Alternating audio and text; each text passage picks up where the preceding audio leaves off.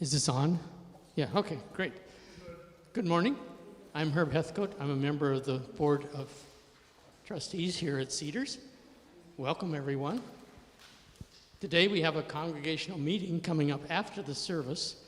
The meeting ID for that, for those who are viewing it from home, is 330-682-0559. So there is one link in the beacon for this part of the service, but for the congregational meeting, the link is different. And again, as you enter Zoom, the meeting ID number is 330-682-0559. We can announce it again at the when we start our congregational meeting. So there's a card for Penny Brewer over on the stage that, oh no, she's going to put, Susan Schaefer's going to put it over on the stage, so it'll be available for people who want to sign the card for Penny. Next Sunday, after the service on January 29th, Reverend Zachary will be facilitating a discussion on rest as a form of resistance. It's based on the work of Tricia Hersey, who leads a movement called the NAP Ministry. So we'll be considering rest as a form of social justice and reparation next Sunday after the service. Thank you.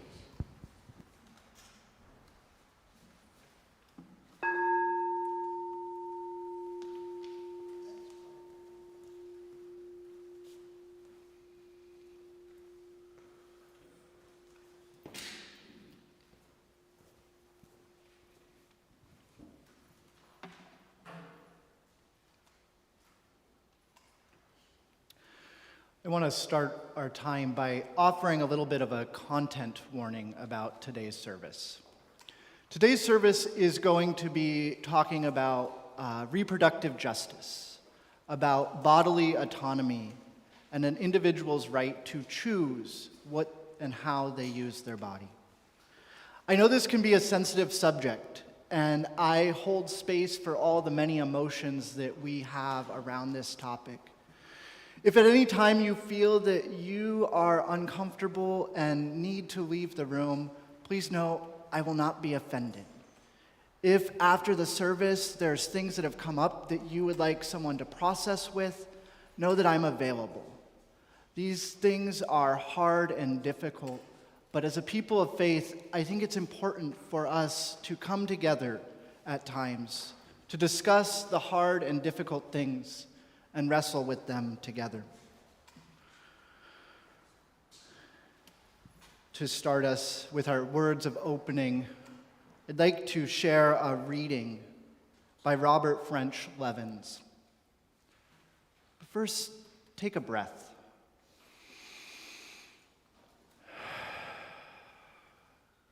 Let your mind come into this moment. Center yourself as I share these words. Holy and beautiful is the custom which brings us together in the presence of one another and the Most High. To face our ideals, to remember our loved ones in absence, to give thanks, to make confession, to offer forgiveness to one another and ourselves, to be enlightened and to be strengthened. Through this quiet hour that we spend together breathes the worship of ages, breathes the cathedral music of history. And in this quiet hour, 3 unseen guests attend: faith, hope, and love. Let all our hearts prepare them place as we come together to worship. Come, let us worship together.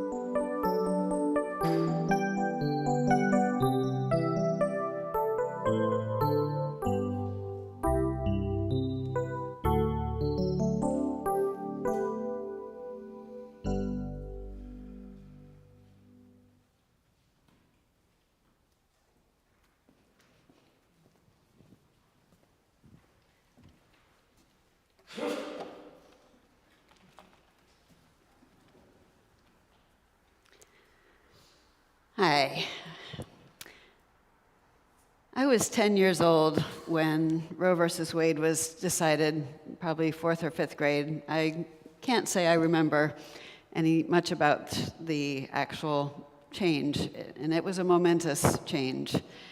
I didn't have the talk with my parents. That kind of education was just not something we talked about. And I think I vaguely remember learning about reproduction in 7th grade science class. I'm not sure where I picked up all the information that we all need to know. I did make sure with my own kids that I had the books ready, I had opportunities with my husband, and we talked about these things. My kids are now 25 and 28. My son is married and living in Taiwan. I don't know whether they are planning to have kids, but the fact that they have not yet had kids, makes sense that they're using birth control. On the front of the order of service, there are many options for birth control. Growing up, I never questioned that abortion was an option. My first and only visit to Planned Parenthood in my 20s was for birth control. And I always knew I wanted to be a mother. But because of that birth control and knowing that abortions were available if that birth control failed, I couldn't imagine not having that option to choose. That ability to choose when and if to be a parent is one of those inalienable rights. Sorry, I'm going to get emotional because this is a hard topic for me to talk about. Being pregnant and giving birth changes your life. Everyone here who has been a parent knows that, who has been a mother especially. Being pregnant is not a symbiotic relationship. It is really, really hard on a woman's body. My mother-in-law had 7 kids in 10 years. She's Catholic, and, as the Southern people say, bless her heart. So this concept of reproductive autonomy is what is really driving those who are supporting abortion rights in the country. And reproductive autonomy means that we do have this right to choose. For women who identify as people who identify as females, for transgender and non-binary people who want to get pregnant or don't want to get pregnant. It is their individual right to be able to determine that. Many people here probably were very active in the 60s and 70s, and it's really depressing to think that we are now having to go through this again. Today is the Women's March all over the country. There are people gathering in DC, in many places, even in Texas. I'm wearing this green scarf to honor that movement. They've decided that green is the color of this women's rights movement now. And I'll talk a little bit about what you can do at the end of this. So tying abortion rights to the 14th Amendment is the new strategy for how we can support individuals' rights to make this life-changing decision. And there is currently, I think there are 13 states where abortion is outright banned. There are 30 states where rights are severely restricted. And so this is a critical issue that we need to pay attention to. And so there's a group in Missouri, 13 leaders in different faiths, Jewish, Episcopal, United Church of Christ, Unitarian, and United Methodist. So 13 of these leaders got together and brought a suit in the state saying that this abortion ban violates our 14th Amendment rights. And so the 14th Amendment was passed in 1868. And these days we think of it for, right, insurrection. Those who should have engaged in insurrection should not be able to serve in the government. And that's part of it. But the important part for this issue is that no state shall deprive any person of life, liberty, or property without due process of law. And so it's that liberty that is what we're really talking about here. Your right to choose, my right to choose whether I go through pregnancy or not. The legislatures in Missouri who brought this bill were saying things like, that my Catholic religion prevents me from approving abortion. And so they're actually speaking their own religion, putting that into the law. And so that is why these religious leaders then said things like, the whole law violates separation of church and state. The abortion bans are religiously motivated, and they have been unequivocal about this. There's a Jewish teaching that a fetus becomes a living person only at birth, and Jewish law prioritizes the mother's life and health. So there are efforts ongoing at this time, of course, to overturn state bans. Washington state is, just this week, the new legislation started on January 9th, and this week they're going to be talking about making Washington a sanctuary state. And so there is a reproductive freedom rally in Olympia this Tuesday from 12:30 to 1:30 on the steps of the state house building there. And so, I don't know, I'm thinking maybe I'll go. Let's get a group of Cedars members to drive down there together and wear green and just stand up for these rights. We have 3 Democratic representatives in our legislative district number 23, which encompasses most of Kitsap County. Our 2 representatives are Tara Simmons and Drew Hansen, and our senator is Christine Rolfus. And so maybe we can put some contact information in the bulletin or in the beacon so that you can call, write letters, write emails, or show up in person.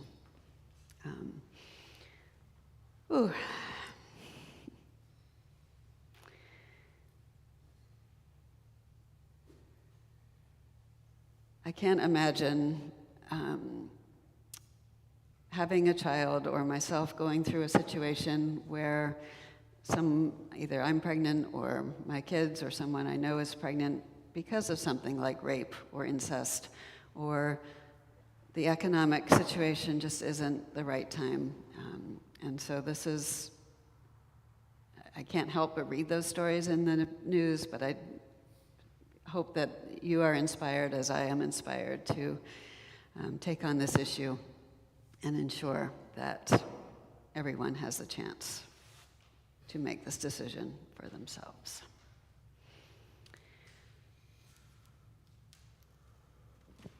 So please join me in reciting our affirmation. As we come together to worship, we remind ourselves to treat all people kindly because we are one family, to take good care of the earth because it is our home, and to live lives full of love and goodness because that is how we will all become the best that we can be.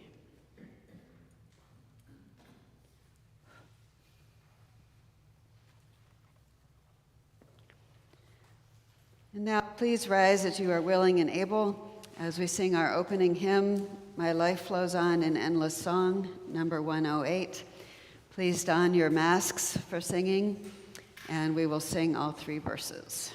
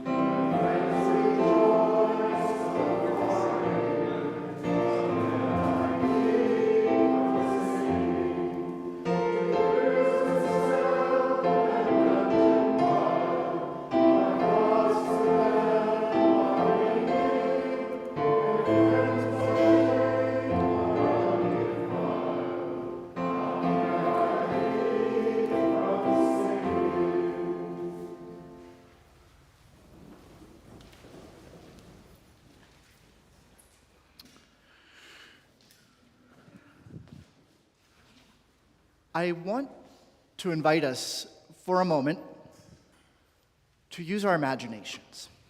We'll use our bodies too in just a second, but first let's start with our imaginations. In your head, and don't show anyone yet, I want you to think of a gesture, some sort of motion that you can make. Don't make it yet, just imagine it. It could be a wave or a flick of the finger, something grand, something subtle. Imagine it. Now, I'm going to count to 3, and I want each of you to, whatever motion, whatever gesture that you imagined, to show the rest of us what is in your mind right now. So let's take a breath. Yeah, so any gesture, any movement, anything. So let's take a breath. 1, 2, 3. Oh, I see a lot of similar. So let's make those gestures a few times. I see some bunny ears. I see some. Okay, second part. We've used our imaginations. We've used our bodies. Let's use our imagination again and think of whatever gesture it is that you made. And imagine what sound goes along with that gesture. What sound? I'm going to choose a different gesture to give you an example. I might say zap, or wee, or whatever it is. Think of a sound that accompanies your gesture. Again, I'm going to count to 3. And this time, I want you to share your gesture and your sound multiple times. Someone's joining in out there. And it's gonna be a little bit noisy and it's a little bit chaotic, but that's okay. And as we're sharing them and making our sounds, just notice what other people are doing, what sounds they're making. And maybe notice how your gesture and sound fits in with theirs as well. So, 1, 2, 3. Can we keep it going for a second?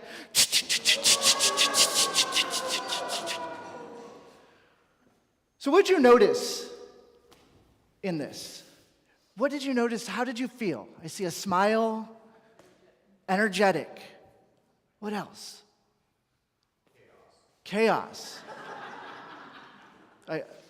I just call that planning on my end.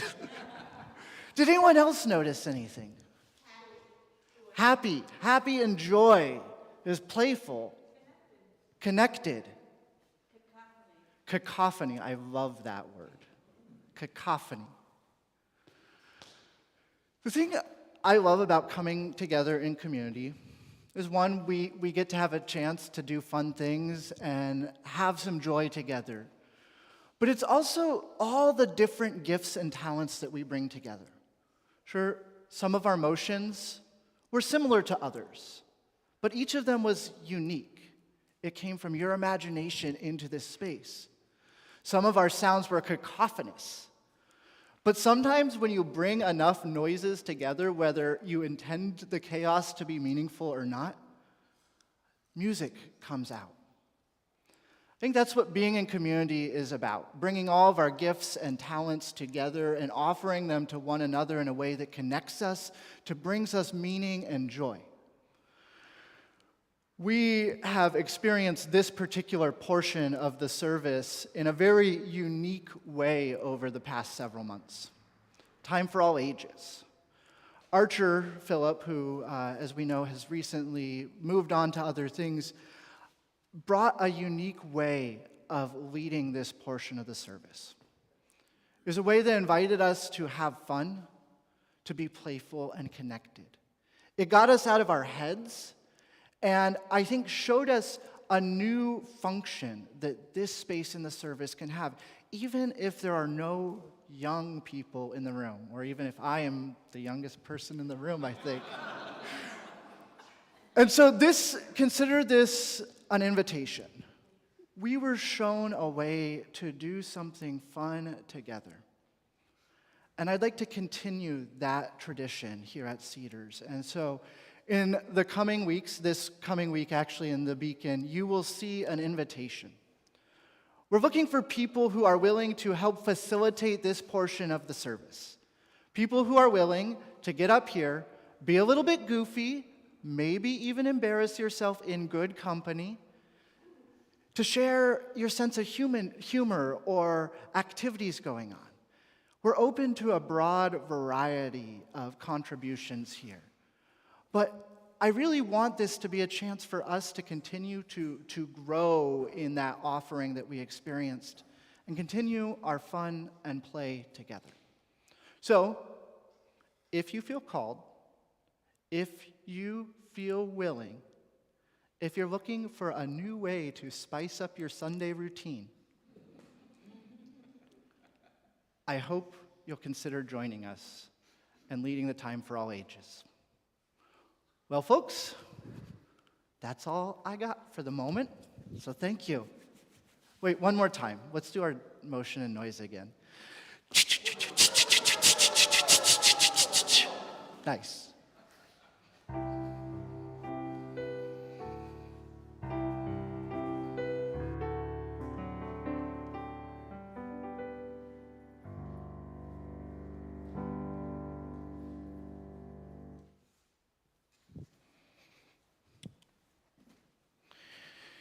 As I was preparing for the centering moment and realizing I was also leading the time for all ages, it's a quick, hard energy shift for me. And so we are going to continue some of this playfulness, but in a meditative, embodied spiritual practice. I want to invite you first, however you feel comfortable, to get your feet down on the ground.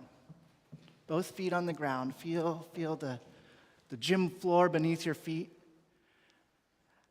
And I invite you to just take a moment, stomp your feet. Stomp your feet. Do it faster or slower, maybe louder or quieter. Just feel the earth, feel the way your foot comes into contact. Good. Good. Wake up your legs. Next, let's take a moment to wiggle and stretch. Bend down, reach up. Wake up our bodies. That felt good, actually. I don't think I stretched enough this morning. Whew. Now take your hands and put them together and rub them. Feel the warmth that's generated, feel that heat, the friction. And as you're rubbing them, just imagine there's a charge of electricity like static. Just moving and moving through you, building up, and relax. And breathe. Let's spend a moment together just noticing how our bodies feel.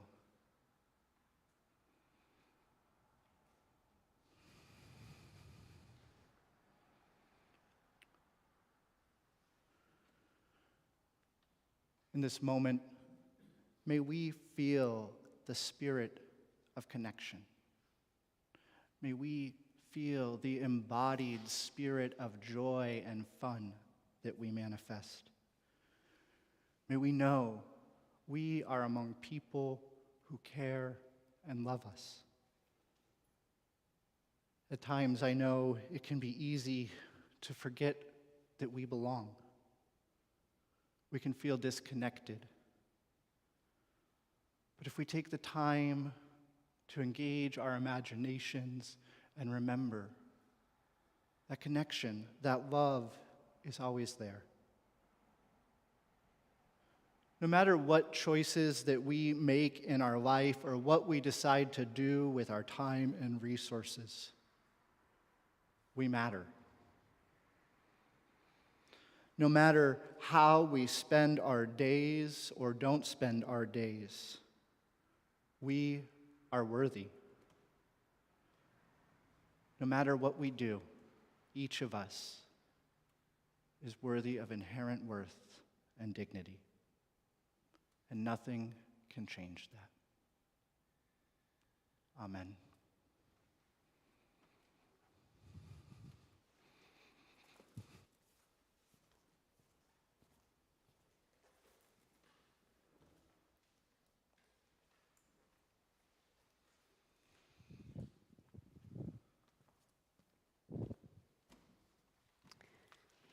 So now it is time for joys and sorrows.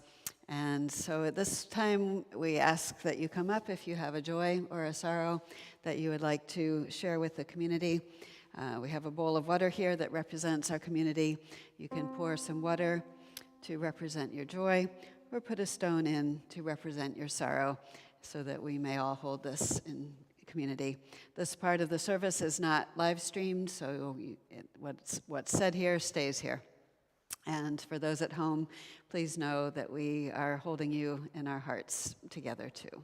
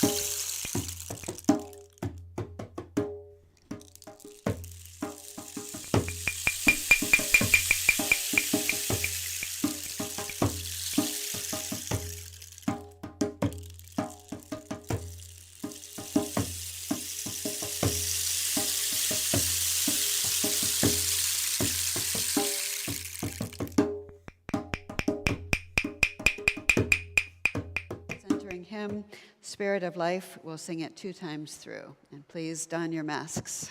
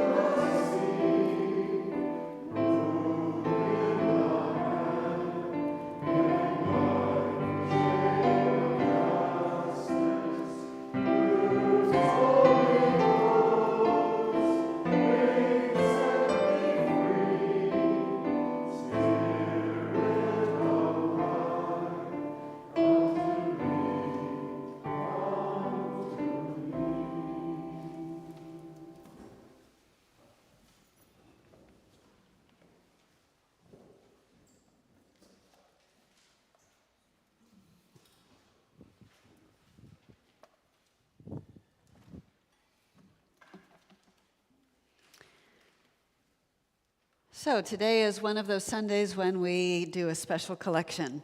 And this month, the Social Action Committee has chosen to collect funds for the Kitsap Racial Equity and Empowerment Fund.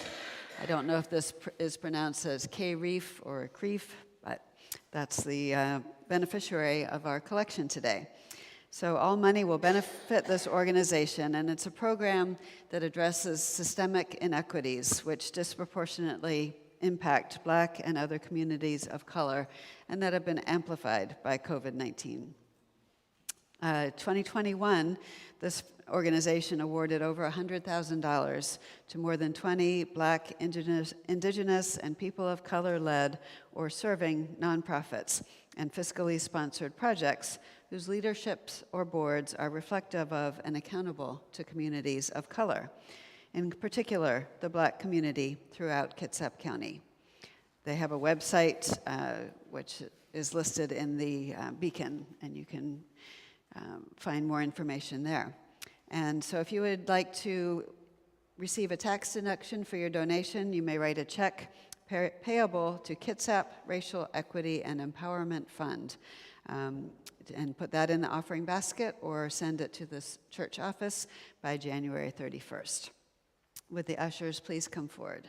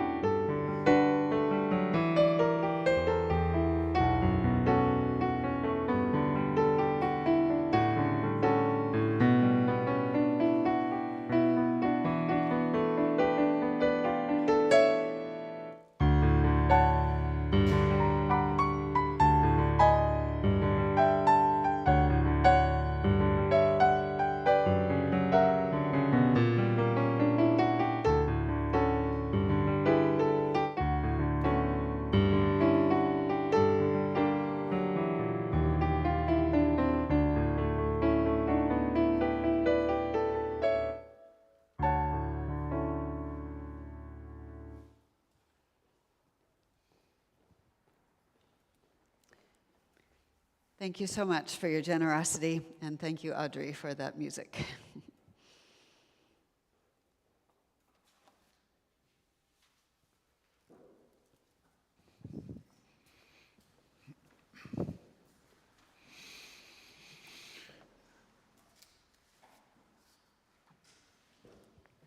Hang on.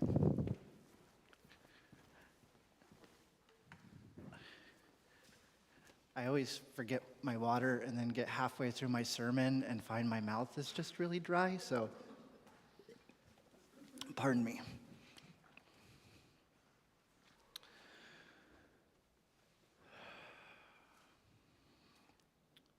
The public debate on abortion law is escalating.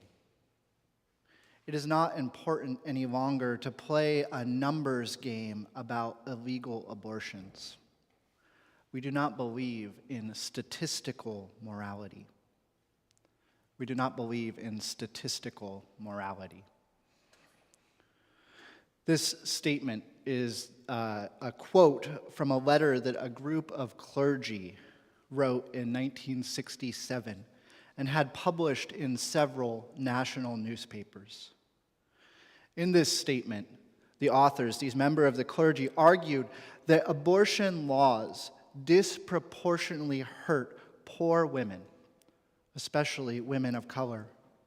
They added that the present law, as it was at the time, is highly discriminatory, allowing remedy only for those who have access to money and private doctors and private hospitals.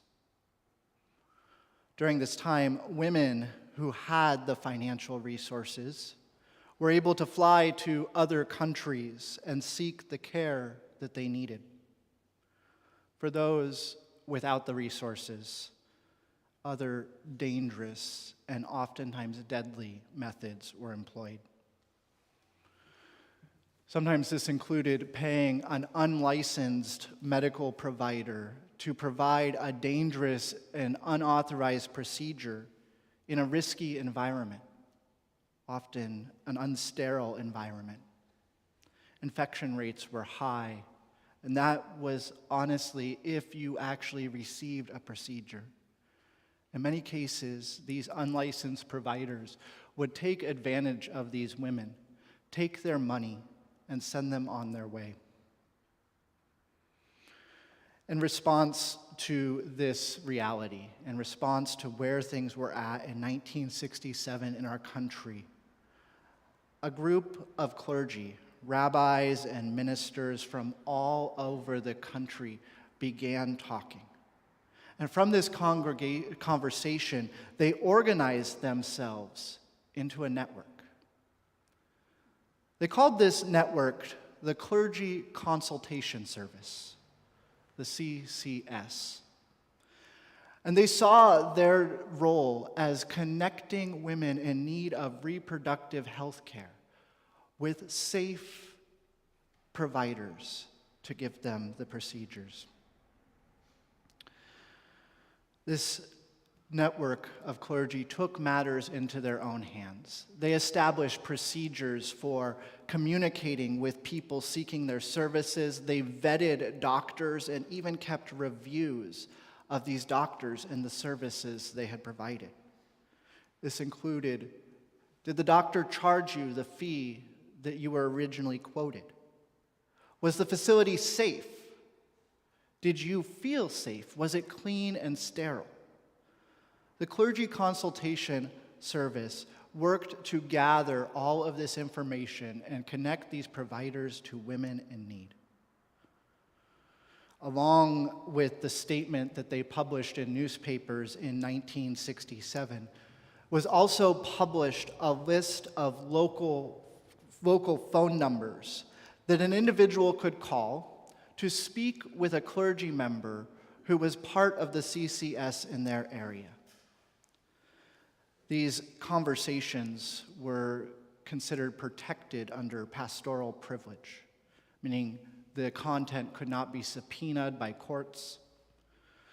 The clergy who were part of the CCS used this legal status as a way of advocating for the services needed and connecting people. In addition to this, the clergy consultation service kept little to no records. In cases where records were necessary, they were oftentimes destroyed as soon as they became unnecessary to protect people's identities and to prevent legal prosecution. In addition, a lawyer who worked with the CCS advised the members of the clergy to always send individuals who came to them across state lines to receive care. It was said that this would make it harder to prosecute them in cases where they were found out. Eventually, abortion became legal in some states, New York State being one of the first, and the CCS began to work to transport individuals from around our country to New York to receive health care. Some of these clergy participated in complete secrecy, without their congregations or denominational bodies aware that they were even participating or where they stood on the issue. In other cases, such as in many of our Unitarian Universalist congregations at the time, the minister participated in the CCS with the full support of their congregation. Whether you were supported by members of your faith or not, the CCS was committed to getting people the safe health care that they needed. This included transportation, either direct services such as driving someone across state line to a clinic, or in the case where flights were necessary, buying plane tickets. Eventually, the CCS actually partnered with American Airlines, who agreed to comp the tickets for young individuals who were seeking reproductive health care. The funds for the procedure were oftentimes covered out of ministers' discretionary funds. Training for flight attendants on some of these flights where it was a route that was used often, training was provided to flight attendants as to what to do in case there was a complication as someone made their way back home.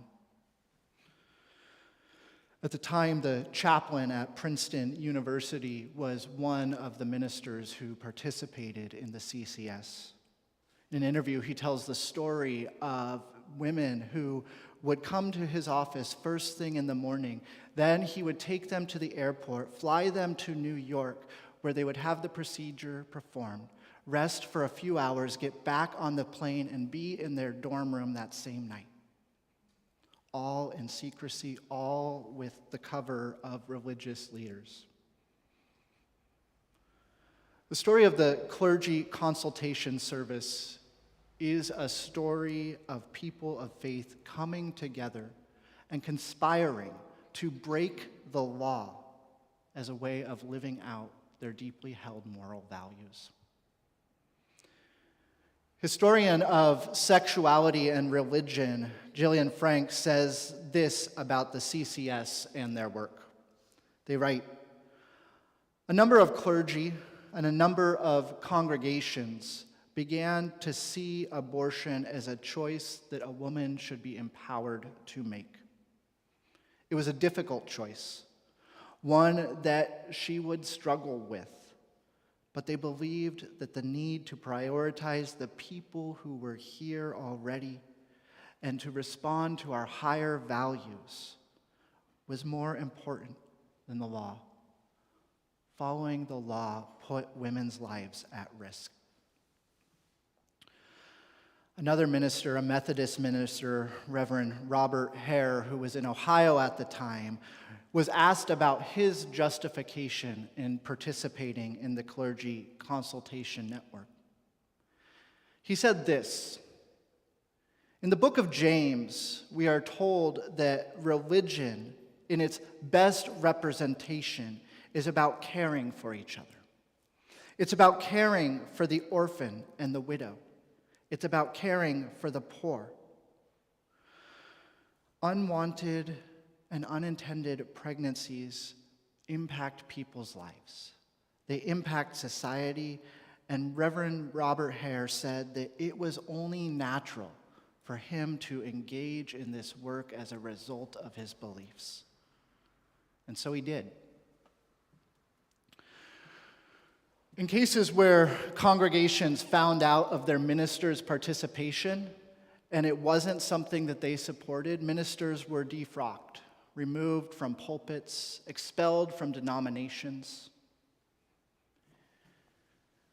Many, as I said, many congregations weren't even aware. The risk to their own professional life was one that they knew and chose to take but kept secret. One of the central features of our Unitarian Universalist faith is the right for individuals to use their own faculties, to engage their own conscience, to make decisions. Decisions about what we believe, how we practice our religion, and what is right for us. It is not the place of others to decide how any of us uses our bodies. Embedded in this belief, for me, is a strong ethic of consent. What happens to my body should happen with my consent. What happens to your body should happen with your consent. As people of faith, we are called to put our truths in things that cannot always be proven 100%. We are called to be a source of love even in difficult and hard times. Even when it's a choice that we might not make ourselves. We are still called to affirm the right for an individual to make their own decision. We heard a little bit from Johanna earlier about some of the current political situations going on around the debate of abortion rights in our country. Since the Supreme Court decision this past June, with the Roe v. Wade being overturned, there have been many states that have moved to outright ban abortions. Funding has been cut, clinics have been closed. States where abortion is still allowed have begun to build clinics on their borders. I think of talking to my colleague who's in the Chicago area and the work in Illinois right now to fund additional clinics along the borders of states that have outlawed abortion. Here in Washington State, we are fortunate in this area. We, here in the 23rd Legislative District, have some amazing representatives. And they are doing work to help protect this sacred right to choose. That's not the case everywhere. That's why, as we heard, there's laws being considered here. A shield law specifically that would protect the medical information of individuals coming to seek reproductive health care in Washington State, such that this information can't be released so that it could be used in their prosecution. There are organizations that are working to gather funds to, again, provide these services that people need so they can seek the reproductive care they need. It costs money for people to travel from other states. Not everyone has the ability to take time away from work or their life without repercussions to their finances or their stability. Recognizing this, recognizing where we are at again as a country, conversation has begun to be sparked among religious leaders. It's a conversation about a need to reestablish a service like the Clergy Consultation service. In response to this need, I've had conversations with colleagues of mine in more conservative states who have begun raising money to keep supplies of contraceptives and Plan B on hand in case they are needed in their community. I've heard others raise the question about the legality of using minister discretionary funds to help fund travel or healthcare services for people in need. I will let you know that as your minister, I will do what I can to find the resources if the need were to come up. If someone is in need of the resources to be able to practice their bodily autonomy, I will do my best to support that. I may call on you to help support that. I don't know where all this is going to lead in the end. I think that there is a lot of positive things happening, and I'm not always an optimist. I hate that this is where we are at again as a country. That 50 years of legal precedent has been called into question, and here we find ourselves as a people of faith in a similar place as those congregations did 55 years ago when the Clergy Consultation Network formed.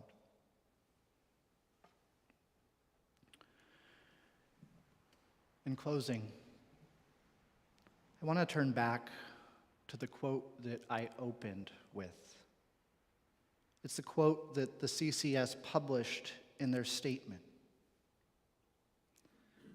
It reads, "The public debate on abortion laws is escalating. It is not important any longer to play a numbers game about illegal abortions. We do not believe in statistical morality. We do not believe in statistical morality. As a people of faith, I believe we have a moral responsibility to do our part to protect people's bodily autonomy and their right to choose. May it be so."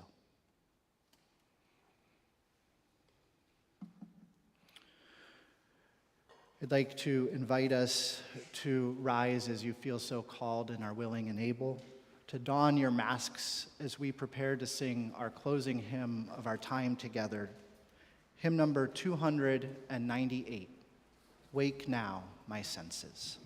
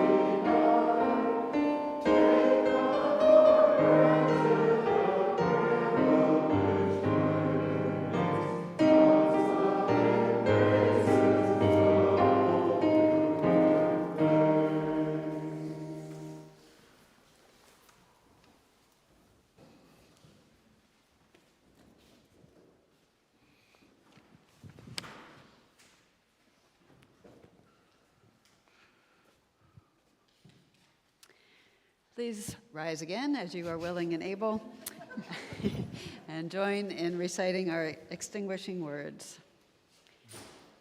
We extinguish this flame, but not the light of truth. We extinguish this flame, but not light the warmth of community or the fire of commitment. These we carry in our hearts until we are together again.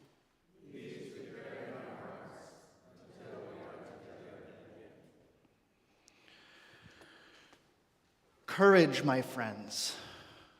We do not go alone. We will be with each of you to sing your journey home. Our service has ended, but our service to one another and the world begins anew. As we go forth, may we commit ourselves to the belief that each person has the right to make choices for themselves. May it be so.